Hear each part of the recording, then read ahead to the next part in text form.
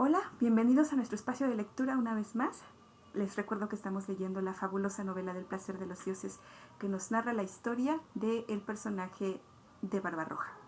Entonces, pues vamos a continuar. Les recuerdo que en este espacio promovemos la lectura de libros, adquirirlos, no importa si son nuevos o si son de uso, como fue el caso de este libro que fue adquirido pues en un bazar de libros de uso y que, bueno, explorarlo ha sido una experiencia fabulosa, ya ha sido leído por toda la familia, esta es la segunda vez que lo leo. Entonces, pues no importa si un libro se adquiere nuevo, se adquiere de uso, lo importante es llevar libros a casa, tener que los niños, que las personas que habitan en el hogar tengan acceso a esos libros y bueno, de esa forma ir promoviendo convertirnos en una sociedad lectora. Bueno, pues vamos a continuar y dice así. Oh, los sueños no reflejan otra cosa que los estados de ánimo y a veces ni siquiera eso. Pues provienen de la mala digestión, exclamó Hassan echándose a reír de nuevo, pero sin sinceridad. Cair Eddin lo miró con disgusto. Pocos días después de la escena volvía a repetirse en casi todos sus detalles. Aunque el capitán pelirrojo, que parecía haber olvidado sus pesadillas, se mostraba con el ánimo más ligero, escrutaba las líneas del horizonte hacia babor, donde se recordaba una doble y oscura ondulación. Sicilia, el estrecho de Mesina y el extremo de la península de Calabria, informó Hassan, que también observaba con su anteojo. Calabria. La voz golpeó con fuerza en la conciencia de Cair Eddin. Ella tenía la virtud de traer a la memoria un suceso, un recuerdo, una figura, un acontecimiento lamentable, uno de esos hechos que provocan la reacción dolorosa y acucian sentimientos vindicativos. ¿Regio de Calabria está ahí?, preguntó en un hilo de voz. Sí. Regio de Calabria se encuentra en el mismo estrecho. ¿Por qué lo preguntas? Sí, Regio de Calabria está vinculado últimamente con un nombre que, pintado en rojo, aparecía en la pantalla del recuerdo: Julia de Trajeto. El capitán de la barba de cobre se revolvió en el puente, los ojos brillantes. Orsa a Barlovento, ordenó. Navegar a Bolina. Hassan se quedó contemplándolo con la boca abierta. ¿Qué sucede?, demandó. ¿Te has vuelto loco? ¿Pretendes cruzar el estrecho? No. Cair Eddin solo quería acercarse a Regio y mirar. Mejor dicho, reconocer el terreno. Y así lo hizo. Siguiendo sus instrucciones, la nave capitana se separó de la flota y, al favor de las sombras del atardecer, entró en aguas del estrecho, observando minuciosamente el terreno circundante. Regio de Calabria estaba ahí, un importante caserío que se encaramaba sobre rocas y parduzcas colinas, entre diversos matices de verde, del blanco amarillo de las fachadas y el rojo de los irregulares tejados. Aquí y allí una torre, una iglesia o las murallas de un palacio.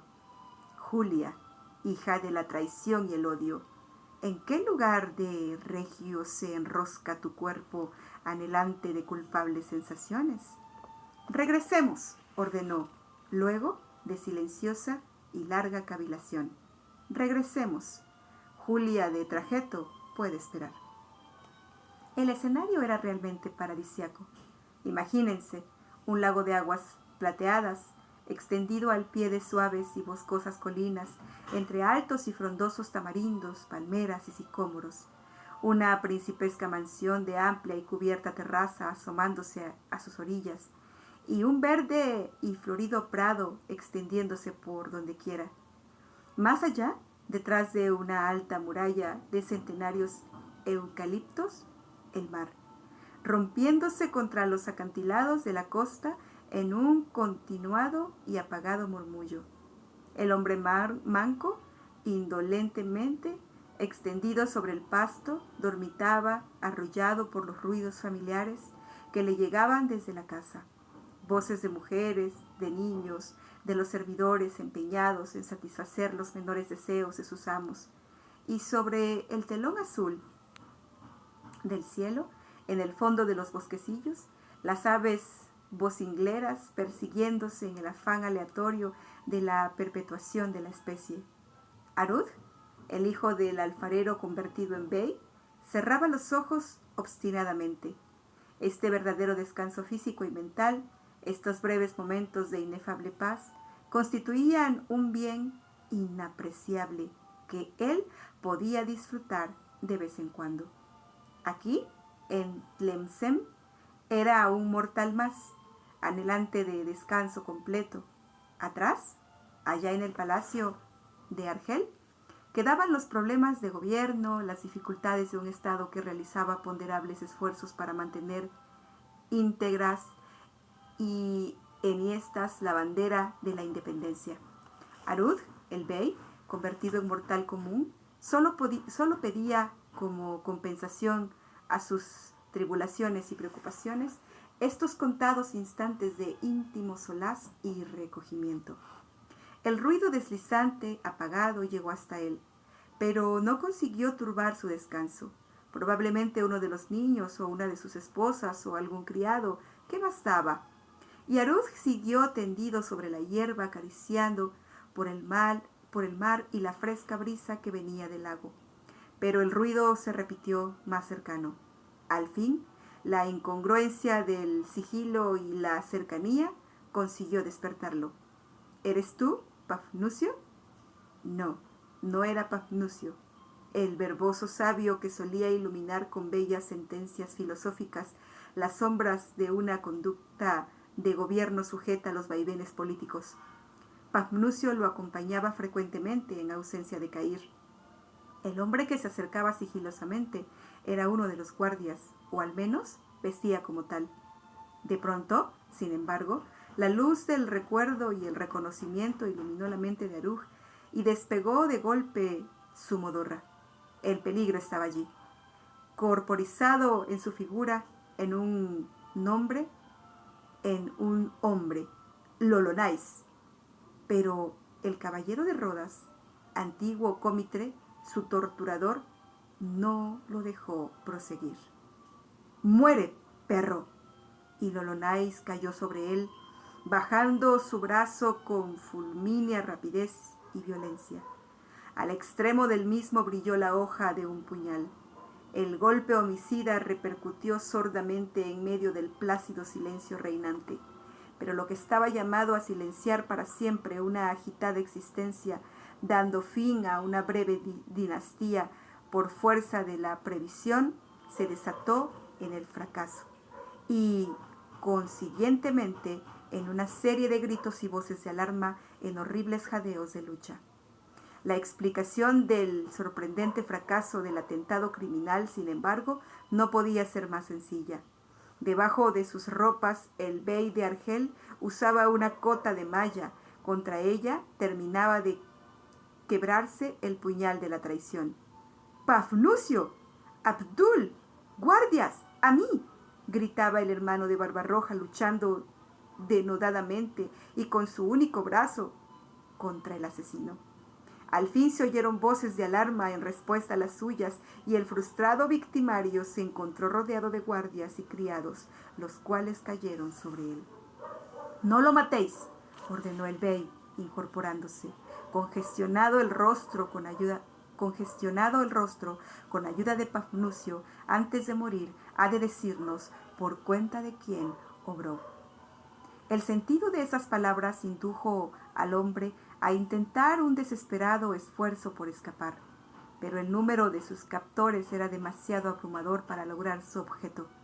En consecuencia, sin pérdida de tiempo y con esa fácil disposición del oriental para la refinada tortura, allí mismo se improvisó una.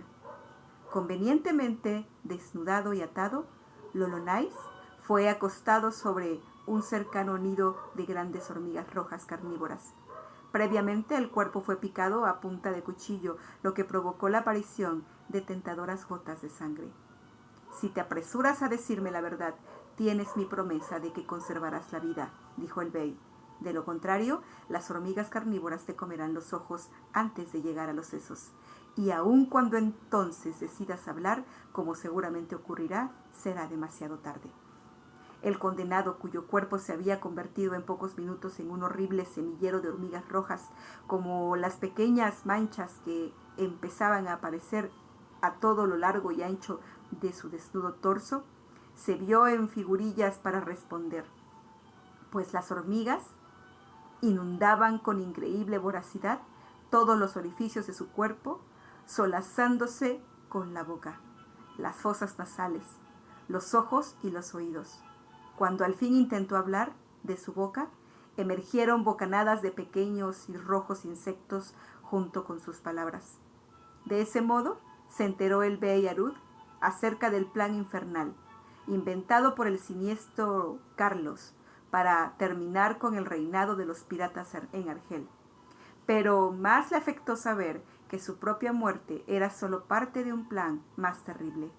Un ejército de 10.000 hombres estaba siendo desembarcado en la costa vecina. Este ejército tenía la misión de avanzar por tierra hacia la cercana Argel. Se calculaba que, muerto el bey corsario, se derrumbaría toda la defensa y la flota corsaria se vería obligada a huir y dispersarse. Esta horrible información provocó, como es de suponer, un desconcierto terrible. Arud, convencido de que todo dependía de que llegara sano y salvo a Argel, organizando las defensas, emprendió una precipitada fuga, llevándose 500 hombres que componían su guardia personal. Llamó a Pafnucio y le ordenó que escoltara a sus esposas, hijos y servidores, internándolos tierra adentro hacia las estribaciones de los montes Atlas, donde hallarían refugio. Arud, montado en un fresco y veloz caballo árabe, emprendió pues una carrera desenfrenada hacia Argel. Atrás, en medio del desorden y el temor, quedó el cuerpo de Lolonais, el frustrado homicida, tendido sobre el nido de hormigas. Sus horribles gritos de agonía no hicieron otra cosa que aumentar la confusión y el miedo. Por otra parte, ya nada se podía hacer por él. El bey se había adelantado un trecho a sus hombres, tal era el ímpetu dado a su carrera. Para evitar los rodeos del accidentado camino costero, se introdujo luego, deliberadamente, en la zona desértica y arenosa del sector meridional. Este recurso le permitió imprimir mayor velocidad a su marcha, pues no cayó en la cuenta de que al desviarse alargaba el recorrido. Algún tiempo después, solo galopaba cerca de él un puñado de guardias. Al llegar a la cima de una alta duna, pudo tener una visión del escenario. Al norte, más allá de una cadena de sierras sembradas de distintos tonos de verde, se extendían las refulgentes aguas del Mediterráneo. Varios barcos se balanceaban sobre ellas. Manchas oscuras y movedizas que se advertían sobre la costa le hicieron saber que ya habían desembarcado numerosas tropas enemigas. «Señor, allí». Arud miró en la dirección indicada y lanzó un grito de alarma y consternación. Las tropas de guardia que lo seguían habían sido rodeadas por fuerzas muy superiores y ahora eran exterminadas sin piedad. «Señor, allí». Una numerosa partida de jinetes se adelantaba por el otro extremo, en el evidente propósito de cortarle el paso. «Seguidme», gritó Arud, espoleando a su caballo y lanzándose al galope por el desierto. Había comprendido que internarse en él era la única alternativa que le quedaba, pero incluso ella pareció desvanecerse cuando varios de los hombres fieles que lo seguían hicieron oír voces de alarma. Una avalancha de jinetes armados hasta los dientes se había lanzado por el desierto en persecución del fugitivo. «¡Oh, Cair, hermano mío!», exclamó el bey de Argel en tono compungido, «si estuvieras al menos para salvar a Argel». Pero incluso esta remota esperanza debía desvanecerse ante la presencia de una grosera e incambiable realidad. Hassan el apuesto y pelirrojo hijo de Barbarroja, Sentía un placer y una emoción indescriptibles toda vez que se asomaba a cubierta y, perdido en un rincón, se entregaba a la contemplación del ocaso. Esta maravillosa conjugación de colores de que se hallaban revestidos los cielos y el mar. A su juicio, no había espectáculo comparable a este. Ya desde niño, allá, en su isla natal, trepado en una roca, solía pasarse horas enteras entregado a esa visión.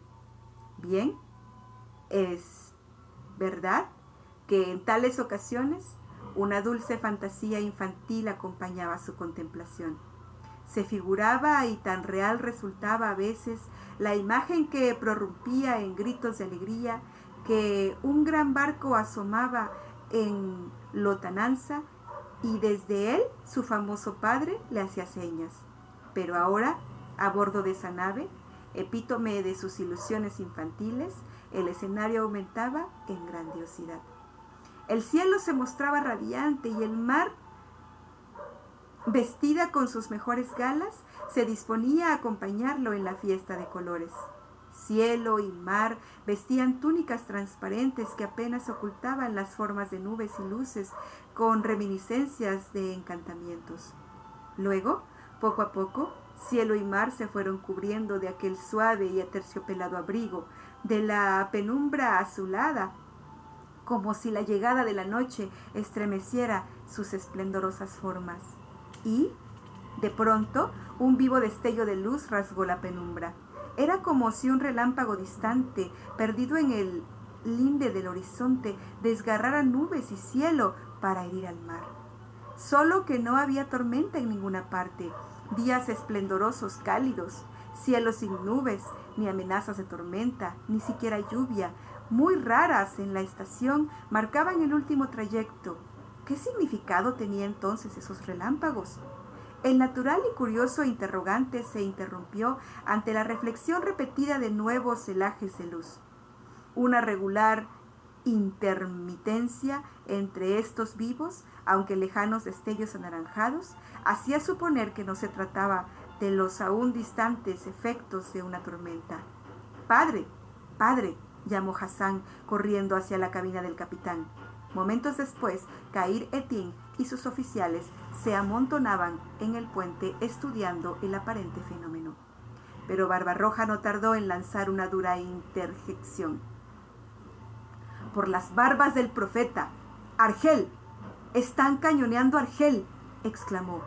«Esto, y no otra cosa, significan esos relámpagos». Gran conmoción y agitación.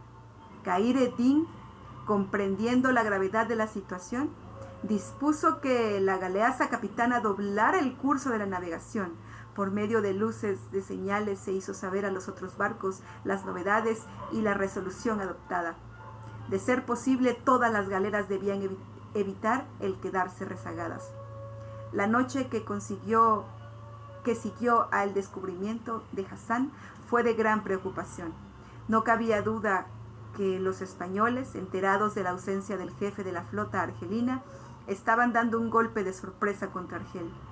¿Conseguirían Arud y Barek desbaratar tan funestos designios? Pero solo una cosa interesaba ahora, en sobremanera: llegar a Argel 12 horas antes de lo provisto. En consecuencia, al salir el sol del nuevo día, o por lo menos a media mañana, tendrían ocasión de saber a qué atenerse. Mientras tanto, se preparaban municiones, se alistaban las armas y los hombres. No cabía duda de que la lucha sería terrible y sería cruenta. Es de imaginar la ansiedad con que Khayr esperó la llegada del nuevo día. Por fortuna, al esfuerzo de los galeotes se había agregado un viento favorable, de modo que ya, un poco antes del amanecer, pudieron comprobar que las afirmaciones del jefe de la flota eran ciertas. Se estaba combatiendo en la costa de Argel, donde el cañoneo era intenso. Y Impresionante vista apareció al fin ante los ojos de los corsarios cuando la Caaba asomó la primera frente a la entrada de la bahía de Argel. El hecho de que la nave capitana contara con mejores recursos para la navegación la había alejado de los barcos de su escolta, por lo cual fuerza era esperarlos.